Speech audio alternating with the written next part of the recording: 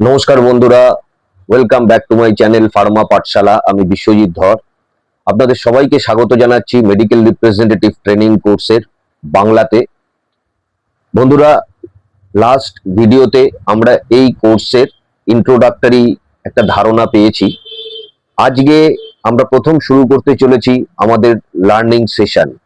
এই লার্নিং সেশনে আমরা স্টেপ বাই স্টেপ শিখব ফার্মা ইন্ডাস্ট্রি কিভাবে কাজ করে।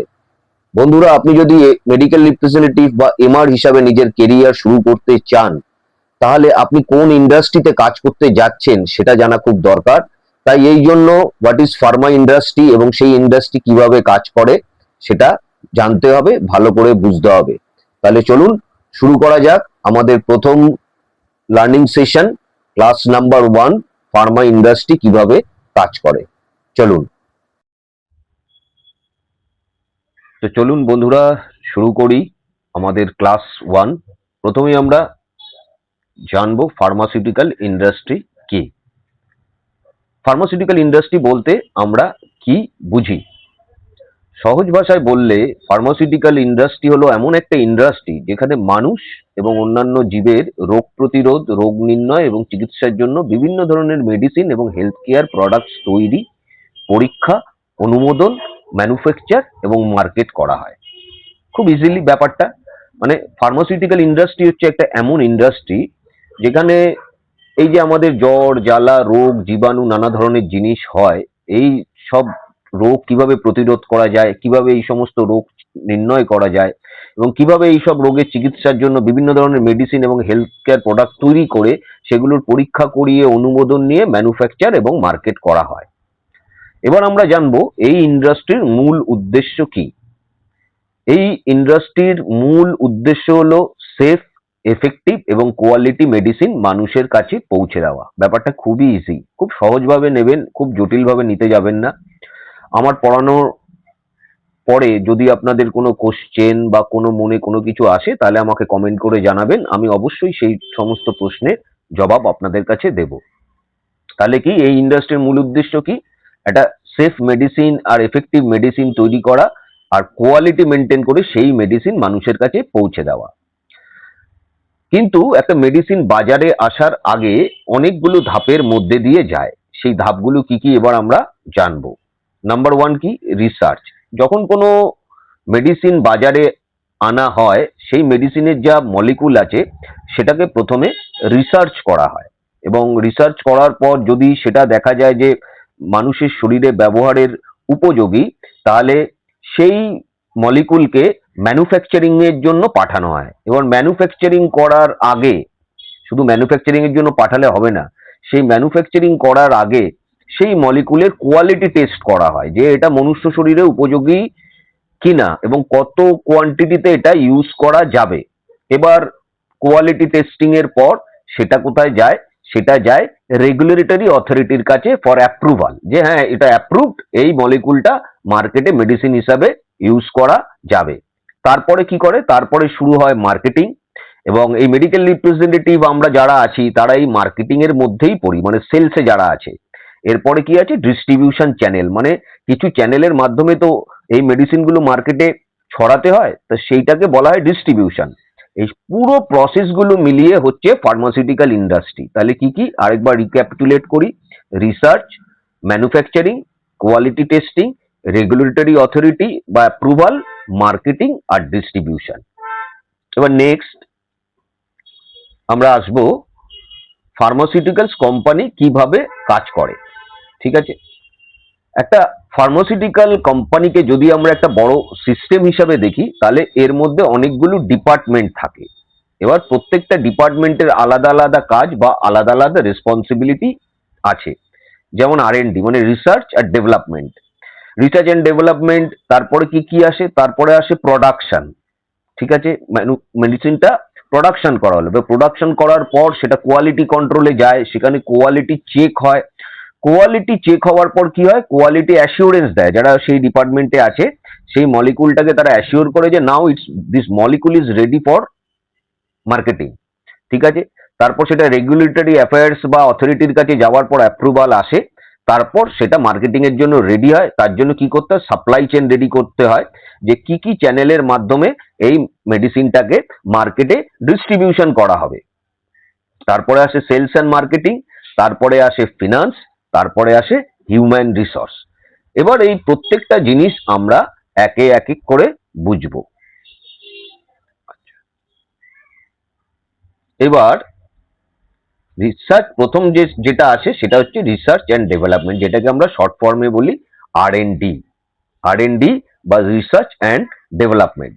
ফার্মাসিউটিক্যাল ইন্ডাস্ট্রিতে নতুন মলিকুল ফর্মুলেশন অথবা নতুন ড্রাগ ডেলিভারি সিস্টেমকে নিয়ে রিসার্চ করা হয়, যেটা আমি একটু আগে আলোচনা করলাম। কোনো মলিকুলকে যখন বাজারে নিয়ে আসা হয় তার আগে সেই মলিকুলটার কি ফর্মুলেশন হবে, সেই ফর্মুলেশনটার বা ড্রাগ ডেলিভারি সিস্টেম কি হবে, সেটা ড্রাগ ডেলিভারি সিস্টেম মানে সেটা ট্যাবলেট হবে, ক্যাপসুল হবে, না সিরাপ ফর্ম হবে, না ইনজেক্টেবল হবে, এই সমস্ত কিছু নিয়ে রিসার্চ করা হয়।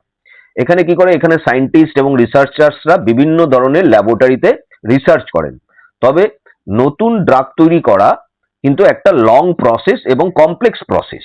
ঠিক আছে, যে আমি আমার ইচ্ছা হলো যে আমি আজকে মলিকুলটা আমার পছন্দ হলো, আমি কালকেই মার্কেটে সেটা নিয়ে আসতে পারি না। যেমন ভ্যাকসিনেশনের সময়, করোনার সময় আপনারা দেখেছেন তার ভ্যাকসিনেশন তৈরি হতে বেশ কিছুদিন সময় নিয়েছে, কারণ প্রথমে সেটা রিসার্চ হয়েছে, রিসার্চ হওয়ার পর কোয়ালিটি অ্যাসুরেন্সে গেছে, কোয়ালিটি চেক হয়েছে, রেগুলেটরি অথরিটির কাছে অ্যাপ্রুভ হয়েছে, দেন ওটা মেডিসিন হিসাবে মার্কেটে অ্যাপ্রুভাল পেয়েছে। তো যে কোনো মলিকুল মার্কেটে নিয়ে আসার অন্তত প্রসেসটা হচ্ছে খুব লং আর কমপ্লেক্স প্রসেস।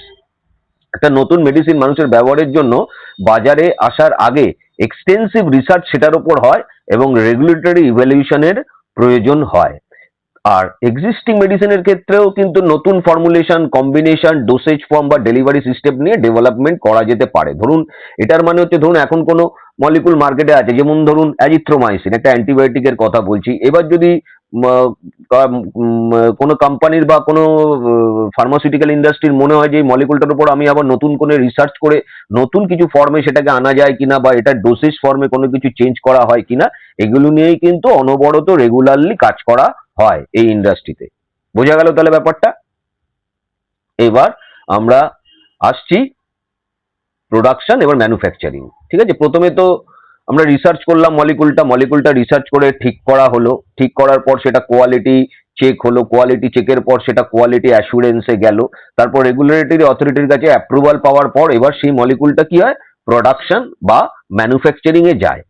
আচ্ছা, রিসার্চ এবং ফর্মুলেশন ডেভেলপমেন্টের পর আসে ম্যানুফ্যাকচারিং। এখানে মেডিসিনের অ্যাকচুয়াল প্রোডাকশন করা হয়। এবার সেই মলিকুলটাকে প্রোডাকশন করা হবে এবং সেটা কি ফর্মে তৈরি করা যেতে পারে সেটা রিসার্চ করে দেখতে হবে সেটা কি ফর্মে তৈরি করা যায়। ট্যাবলেট করা যায়, না ক্যাপসুল করা যায়, না ট্যাবলেট ক্যাপসুল দুটোই করা যায়, না ট্যাবলেট ক্যাপসুল সিরাপ ইনজেক্টেবল, অনেকগুলো ফর্ম হয়, সেই ফর্মগুলো এখানে দেওয়া আছে। ফর এক্সাম্পল ট্যাবলেট হয়, যে কোনো মলিকুলের বা যে কোনো মেডিসিনের যে ফর্ম হয় সেই ফর্মের মধ্যে কি কি পড়ে সেগুলো হচ্ছে tablet, capsules, syrup, injection, cream, ointment, drops বা সাসপেনশন, বিভিন্ন ধরনের ডোসেজ ফর্মে এটা তৈরি হতে পারে। ম্যানুফ্যাকচারিং প্রসেসের একটা নির্দিষ্ট এসওপি মানে স্ট্যান্ডার্ড অপারেশন প্রসিডিওর বা কোয়ালিটি স্ট্যান্ডার্ড এবং রেগুলেটরি রিকোয়ারমেন্ট ফলো করা হয়। এই সমস্ত মেডিসিন যখন তৈরি করা হয় তার একটা স্ট্যান্ডার্ড অপারেশন প্রসিডিওর আছে, কোয়ালিটি স্ট্যান্ডার্ড আছে এবং রেগুলেটরি রিকোয়ারমেন্ট মেনটেন করেই এই ফর্মগুলো তৈরি করা হয়। আশা করি বোঝা গেল। আচ্ছা, এরপরে কি আসে, এরপরে আসবে কোয়ালিটি কন্ট্রোল। কোয়ালিটি কন্ট্রোল এবার যত তৈরি হলো, এবার মেডিসিনটা যখন তৈরি হলো, মেডিসিনটা তৈরি হওয়ার পর এবার প্রথম কোথায় যাবে, কোয়ালিটি কন্ট্রোলে, যে মেডিসিনটার কোয়ালিটি কি, মেডিসিনটা যে আমরা বানালাম সেই মেডিসিনটা কি কোয়ালিটি ঠিক আছে, সেটা কি মনুষ্য শরীরে ইউজ করা যাবে বা বাজারজাত করা যাবে সেটা আগে দেখা হয়। ঠিক আছে, কিউসির কাজ বিভিন্ন ধরনের টেস্টিং এর মাধ্যমে নিশ্চিন্ত করা যে ম্যানুফ্যাকচার প্রোডাক্ট নির্দিষ্ট কোয়ালিটি স্পেসিফিকেশন মিট করছে কিনা। যেমন র মেটেরিয়াল প্রথমে টেস্টিং করায়, যে মলিকুল দিয়ে মেডিসিনটা তৈরি হচ্ছে সেই মেডিসিনের সেই মলিকুলটার র মেটেরিয়াল যেটা আছে সেটাকে প্রথমে টেস্ট করা হয়। তারপরে ইন প্রসেস টেস্টিং করা হয়, মানে যখন প্রসেসের মধ্যে দিয়ে যায়, যখন প্রসেস হয় তার মাঝখানেও বিভিন্ন ধরনের টেস্ট এই মলিকুলগুলোর ওপর করা হয়। এবার যখন মলিকুলটা তৈরি হয়ে মেডিসিন তৈরি হলো তারপর সেটা টেস্টিং হয়, সেটা হয় ফিনিশ প্রোডাক্ট টেস্টিং। অর্থাৎ আমি যদি খুব ইজি ভাষায় বলি, প্রোডাক্টস এর কোয়ালিটি টেস্ট করা একটা গুরুত্বপূর্ণ ডিপার্টমেন্ট হলো কোয়ালিটি কন্ট্রোল। এরপরে কি আসবে, এরপরে যেটা আসে সেটা হচ্ছে কোয়ালিটি অ্যাসিউরেন্স। কোয়ালিটি অ্যাসিউরেন্স হচ্ছে কি, কোয়ালিটি কন্ট্রোলের সঙ্গে একটা গুরুত্বপূর্ণ ডিপার্টমেন্ট হলো কোয়ালিটি অ্যাসিউরেন্স। দুটো কিন্তু এক না। এবার কোয়ালিটি টেস্ট হয়ে যাবার পর সেটা যখন সাকসেসফুলি টেস্ট করা হয় সেটা কোয়ালিটি অ্যাসিউরেন্স ডিপার্টমেন্টের কাছে যায়। ঠিক আছে, অনেক নতুন আমার বন্ধুরা মেডিকেল রিপ্রেজেন্টেটিভ যারা হতে চাইছেন তাদের মনে হতে পারে কিউসি আর কিউএ দুটো এক, কিন্তু দুটোর অ্যাপ্রোচ টোটালি আলাদা। সহজভাবে যদি মনে রাখতে পারেন তাহলে কিউসি ফোকাস অন টেস্টিং, মানে কোয়ালিটি কন্ট্রোল শুধুমাত্র ফোকাস করে টেস্টিং এর উপর। এবার এই যে টেস্টিং এর রিপোর্ট আসে সেই রিপোর্ট গুলো অ্যাপ্রুভ করে কে, কোয়ালিটি অ্যাসুরেন্স। বোঝা গেল? আচ্ছা, এবার কোয়ালিটি অ্যাসুরেন্স আর quality assurance focuses on the system and process the ensure quality. তার মানে অ্যাপ্রুভাল দিল, অর্থাৎ কোয়ালিটি তৈরি এবং মেনটেন করার জন্য যে সিস্টেম প্রসিডিওর আর ডকুমেন্টস ফলো করা হচ্ছে সেটা কোয়ালিটি অ্যাসুরেন্সের একটা গুরুত্বপূর্ণ অংশ। এবার আসবো কি, এবার আসবো রেগুলেটরি অ্যাফেয়ার্সে। রেগুলেটরি অ্যাফেয়ার্স ডিপার্টমেন্ট যেটা আছে তার কাজ হচ্ছে কি, ফার্মাসিউটিক্যাল ইন্ডাস্ট্রি অত্যন্ত রেগুলেটেড ইন্ডাস্ট্রি, এটা আপনাকে মনে রাখতে হবে প্রথমেই। যে কোনো, এটা আলু পটলের মার্কেট না যে আমি আলু নিয়ে এসে মার্কেটে বিক্রি করে দিলাম বা পটল এনে মার্কেটে বিক্রি করলাম। ফার্মাসিউটিক্যাল ইন্ডাস্ট্রি অত্যন্ত রেগুলেটেড ইন্ডাস্ট্রি, কারণ এটা মনুষ্য শরীরে ইউজ হয়। মেডিসিন ম্যানুফ্যাকচার এবং মার্কেটিং এর ক্ষেত্রে বিভিন্ন রেগুলেটরি রিকোয়ারমেন্ট ফলো করতে হয়।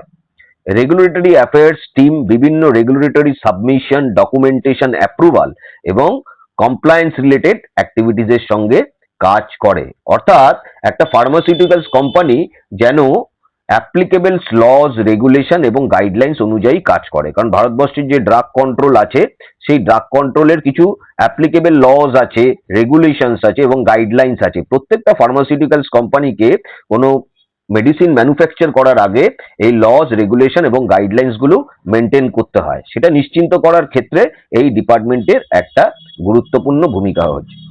এবার তো আমাদের মেডিসিন তৈরি হয়ে গেল, এবার মেডিসিনটাকে বাজারজাত করতে গেলে যেটা দরকার সেটা হচ্ছে সাপ্লাই চেন আর ডিস্ট্রিবিউশন। মানে কি, মেডিসিন তৈরি হওয়ার পর সেটাকে মার্কেটের বিভিন্ন জায়গায় পৌঁছতে হবে। এখানে সাপ্লাই চেন এবং ডিস্ট্রিবিউশনের ভূমিকা আসে। একটা সিম্পলিফাইড সাপ্লাই চেন আপনারা এভাবে মনে রাখতে পারেন, মানে প্রথমে ম্যানুফ্যাকচারার তৈরি করলো, ম্যানুফ্যাকচারার তৈরি করার পর সেটা কোথায় যাবে, প্রোডাকশন হলো, প্রোডাকশনের পর সেটা যাবে সিএনএফ বা সিএনএ তে, কনসাইনি এজেন্ট বা ক্যারিয়ান ফরওয়ার্ড এজেন্টের কাছে প্রথমে মেডিসিনটা যাবে। এবার সেইখান থেকে ডিস্ট্রিবিউট হবে কোথায়, সেখান থেকে এই প্রোডাক্ট যাবে ডিস্ট্রিবিউটর বা স্টকিস্টের কাছে। ঠিক আছে, সেখান থেকে কোথায় যাবে, সেখান থেকে যাবে রিটেল কেমিস্ট বা ফার্মেসিতে, এবং রিটেল কেমিস্ট এই ফার্মেসি থেকেই, আমরা মানুষরা কোথা থেকে কিনি, রিটেল কেমিস্ট থেকে নয় ফার্মেসি থেকে কিনি, সেটা পেশেন্টের কাছে যায়।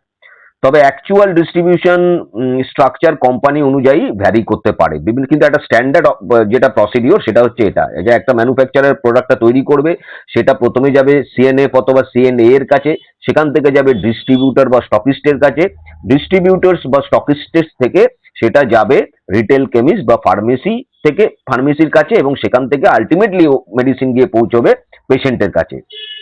ঠিক আছে, এখানে ইনভেন্টরি ম্যানেজমেন্ট, ট্রান্সপোর্টেশন, স্টোরেজ এবং টাইমলি সাপ্লাই অত্যন্ত গুরুত্বপূর্ণ। কারণ মেডিসিন তো তৈরি করলেই হবে না, ঠিক সময়ে সঠিক জায়গায় এবং প্রপার স্টোরেজ কন্ডিশনে প্রোডাক্ট পৌঁছানো গুরুত্বপূর্ণ। ঠিক আছে, এবার আমরা আসবো সেলস অ্যান্ড মার্কেটিং ডিপার্টমেন্টে। এখন আমরা আমাদের কোর্সের সবচেয়ে বেশি রিলেটেড ডিপার্টমেন্ট হলো সেলস অ্যান্ড মার্কেটিং, কারণ medical representative is associated with sales and marketing department. ঠিক আছে, তাহলে মানে কি, মেডিকেল রিপ্রেজেন্টেটিভ সাধারণত এই ফাংশনের গুরুত্বপূর্ণ ফিল্ড সোর্সের অংশ। ঠিক আছে, সেলস অ্যান্ড মার্কেটিং টিমের কাজের মধ্যে থাকতে পারে কি, product promotion, market development, doctor communication, sales planning, territory management, market analysis, competitor analysis, customer relationship management. এছাড়াও আরো অনেক ধরনের অ্যাক্টিভিটি এই সেলস অ্যান্ড মার্কেটিং টিমের মধ্যে পড়ে। তাহলে মেইনলি যেগুলো পড়ে সেগুলো কি কি, একটা হচ্ছে product promotion, market development, doctors communication, sales planning, territory management, market analysis, competitor analysis আর কাস্টমার রিলেশনশিপ ম্যানেজমেন্ট। এই কটা ছাড়াও আরো অনেক অ্যাক্টিভিটি সেলস অ্যান্ড মার্কেটিং টিমের মধ্যে পড়ে যায়। ঠিক আছে, বোঝা গেল? এরপরে আমরা আসব এই যে ইন্ডাস্ট্রি, এই যে পুরো সিস্টেম, এর মধ্যে মেডিকেল রিপ্রেজেন্টেটিভ কোথায় পড়ে? এই পুরো সিস্টেমের মধ্যে একজন মেডিকেল রিপ্রেজেন্টেটিভ কোথায়? একজন মেডিকেল রিপ্রেজেন্টেটিভ হলো pharmaceuticals companies field level representative, মানে যারা একদম বেস, যারা মূলত ওষুধ তো শুধু তৈরি করলে হবে না, সেটাকে বাজারজাত করতে করার পর তাহলে ওই দোকানেই পড়ে রইবে। আলটিমেটলি কাদের কাছে পৌঁছতে হয়? মেডিকেল রিপ্রেজেন্টেটিভ, ডাক্তারদের কাছে। মেডিসিন কারা লিখবে? ডক্টরসরা। তো সেই জন্য এই পুরো সিস্টেমের মধ্যে একজন মেডিকেল রিপ্রেজেন্টেটিভ হলো pharmaceuticals companies field level representative. তিনি কোম্পানি আর হেলথ কেয়ার প্রফেশনালস মানে ডক্টরসদের মধ্যে একটা ব্রিজের কাজ করে, একটা প্রফেশনাল কমিউনিকেশন চ্যানেল হিসাবে কাজ করেন। একজন এমআর সাধারণত একটা নির্দিষ্ট টেরিটরিতে কাজ করেন। তার মানে কি, একটা প্রত্যেকটা এমআর কে একটা নির্দিষ্ট টেরিটরি অ্যাসাইন করা হয়, মানে একটা সার্টেন এরিয়া অ্যাসাইন করা হয়। সেই সার্টেন এরিয়ার মধ্যেই কিন্তু মেডিকেল রিপ্রেজেন্টেটিভ সেই প্রোডাক্ট, তার প্রোডাক্ট যে প্রোডাক্টস আছে বা মেডিসিন আছে সেগুলো তার সেই নির্দিষ্ট এরিয়াতে যে ডক্টরসরা থাকেন তাদের কাছে প্রমোট করেন। এটা নিয়ে আমি পরে বিস্তারিত, যখন জব অফ মেডিকেল রিপ্রেজেন্টেটিভ আমি পড়াবো তখন আমি বিস্তারিতভাবে ব্যাপারটা বোঝাবো। এবার সাধারণত তার কাজের মধ্যে, একজন মেডিকেল রিপ্রেজেন্টেটিভের কাজের মধ্যে কি কি থাকতে পারে?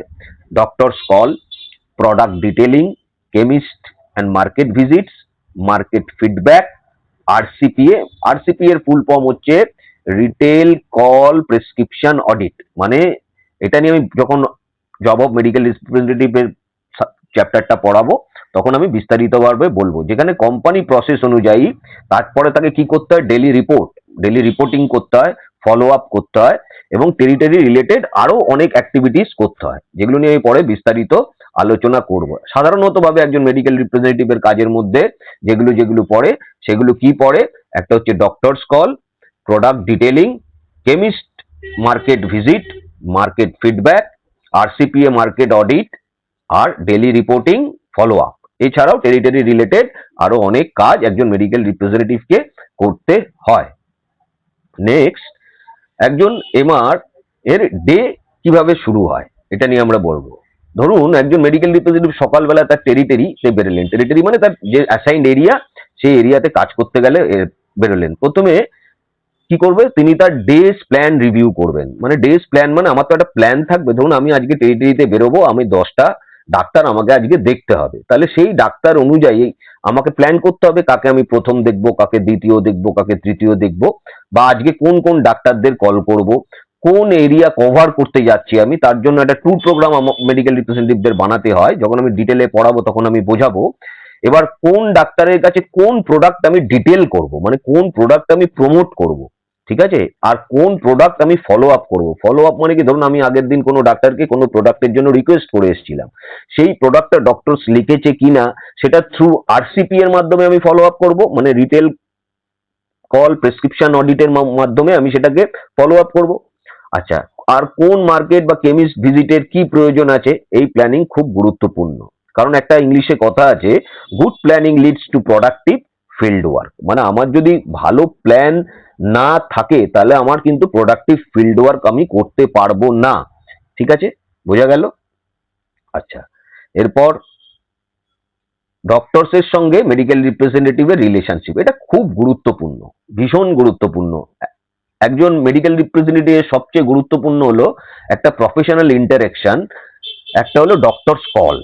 ঠিক আছে, কিন্তু মনে রাখতে হবে ডক্টরস কল মানে শুধু আমি ডাক্তারদের কাছে গেলাম আর আমার প্রোডাক্টের নাম বা মেডিসিন বা তার কি মলিকুল আছে বলে চলে এলাম, সেটা নয়।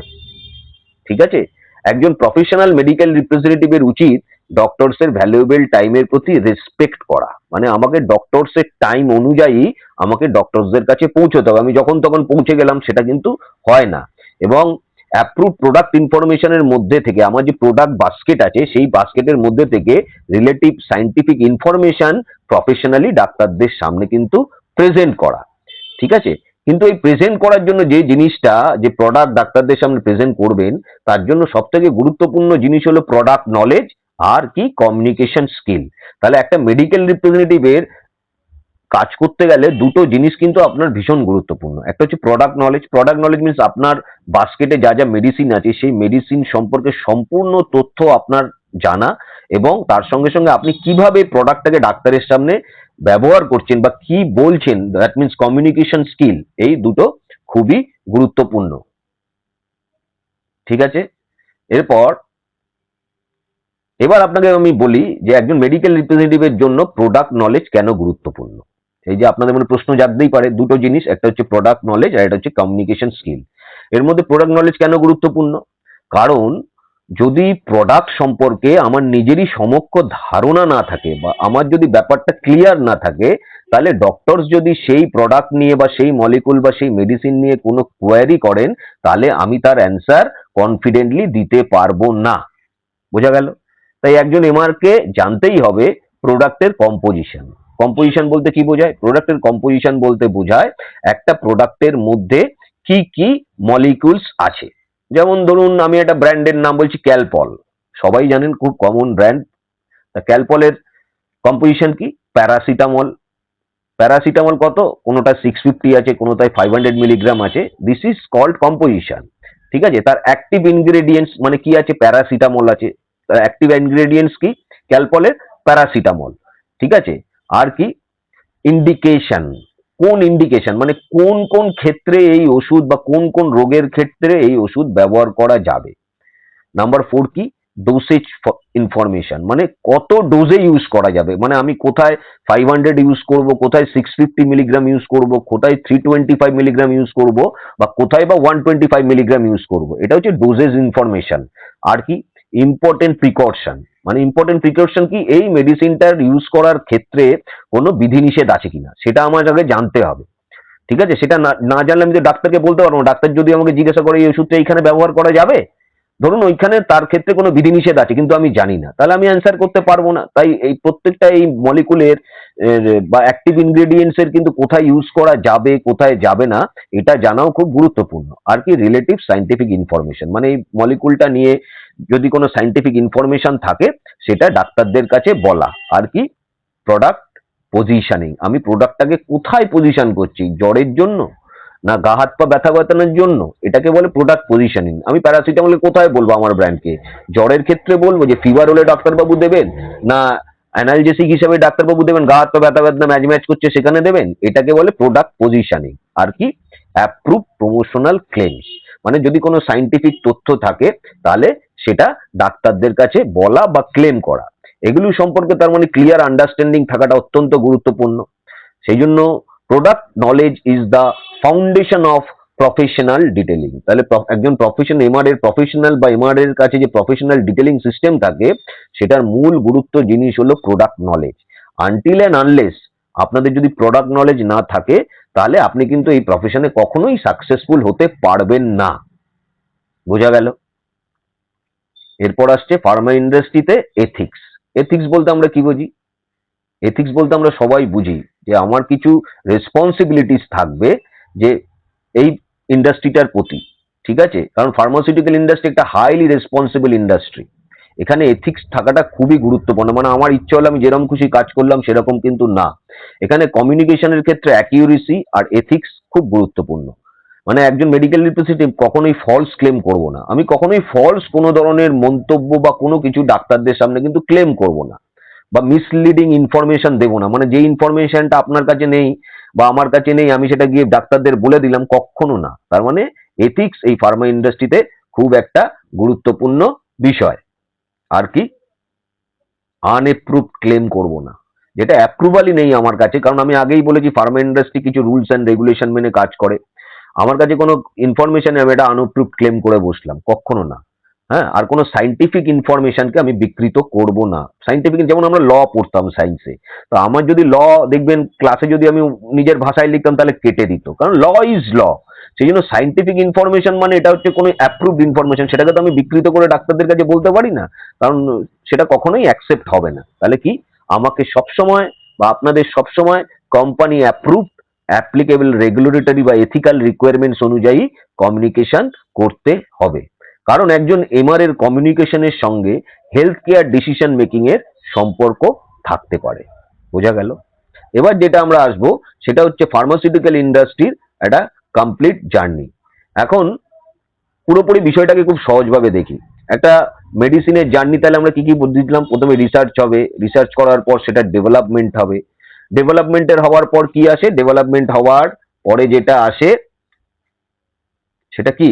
সেটা হচ্ছে ফর্মুলেশন, ফর্মুলেশন বা ম্যানুফ্যাকচারিং। ঠিক আছে, তারপর কি আসবে? ফর্মুলেশন ম্যানুফ্যাকচারিং হওয়ার পর সেটা কোয়ালিটি কন্ট্রোলস এর কাছে যাবে, কোয়ালিটি টেস্ট হবে মেডিসিনটার, কোয়ালিটি টেস্ট হওয়ার পর সেটা যাবে কোয়ালিটি অ্যাসুরেন্সের কাছে, তারপরে কোয়ালিটি অ্যাসুরেন্স চেক হওয়ার পর সেটা কোথায় যাবে? সেটা যাবে কোথায়? সেটা যাবে রেগুলেটরি কমপ্লায়েন্স বা অ্যাপ্রুভালের জন্য। সেখান থেকে যাবে কোথায়? সাপ্লাই চেন, সাপ্লাই চেন থেকে কোথায় যাবে? ডিস্ট্রিবিউশন। ঠিক আছে, আর ডিস্ট্রিবিউশনের পর কোথায় যাবে? ডিস্ট্রিবিউশনের পর সেলস অ্যান্ড মার্কেটিং টিমের কাছে আসবে।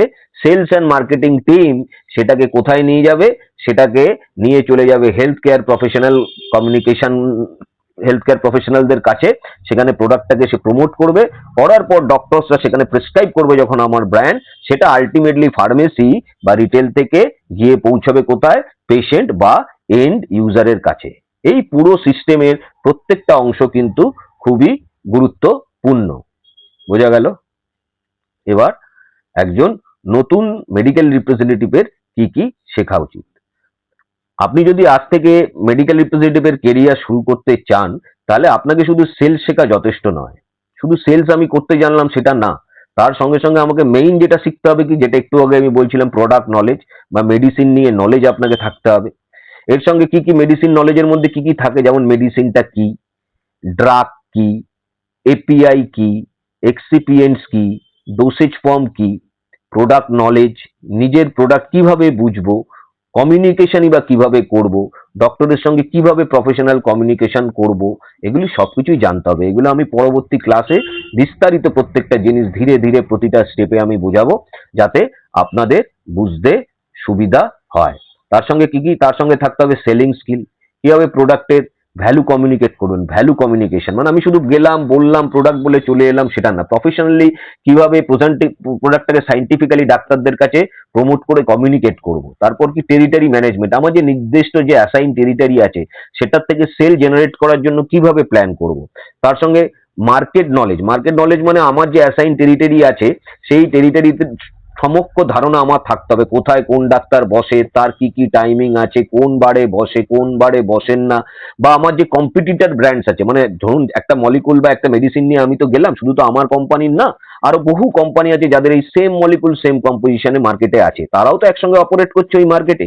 তাহলে আমি যদি আমার কম্পিটিটর ব্র্যান্ড সম্পর্কে ধারণা না রাখি, যে সেই ব্র্যান্ড কত চলে, কিভাবে ডাক্তারদের কাছে গিয়ে বলে, কোনো একটা নির্দিষ্ট ডাক্তার ওই ব্র্যান্ডটা কতটা লেখে, সেগুলো যদি আমার কাছে ধারণা না থাকে, তাহলে আমি কোনোদিনই আমি সাকসেসফুল হতে পারবো না। এটা যদি ধারণাই না থাকে, তার মানে হচ্ছে আমার কাছে, আমি মাঠে ফুটবল খেলছি, আমার দুদিকে কোনো গোল পোস্টই নেই, আমি শুধু ফাঁকা মাঠে বল নিয়ে দৌড়ে যাচ্ছি, ব্যাপারটা ঠিক এই রকম।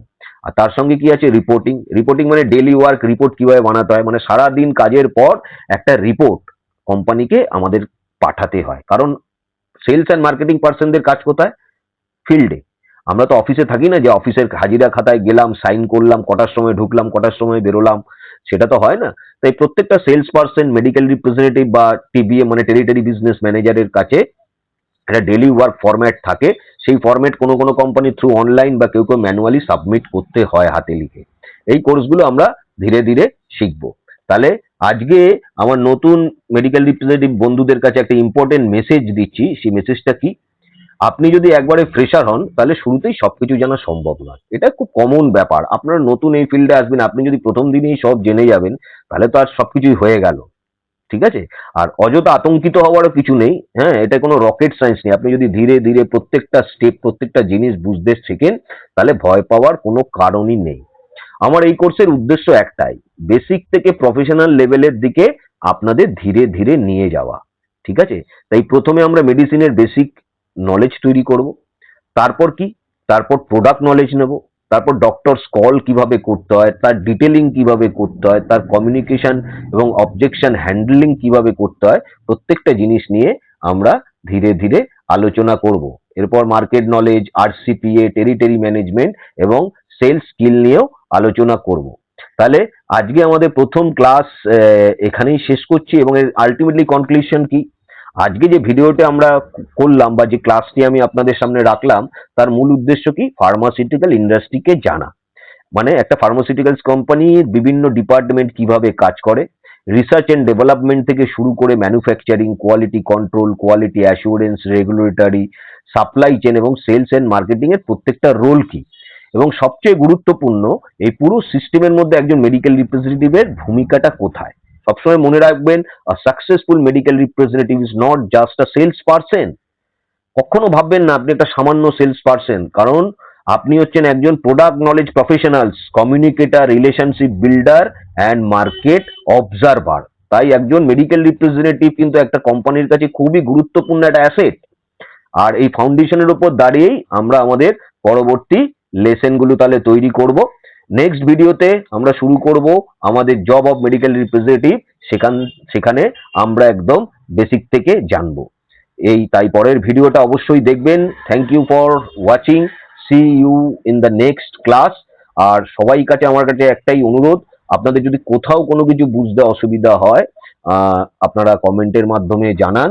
আর পরবর্তীকালে এই সমস্ত কিছুর পিডিএফ আপনারা কিন্তু পেয়ে যাবেন, এই নিয়ে নিশ্চিন্তে থাকুন। আগে আপনারা ব্যাপারগুলো ভালো করে বুঝুন। ঠিক আছে, তাহলে দেখা হচ্ছে নেক্সট ভিডিওতে। Thank you.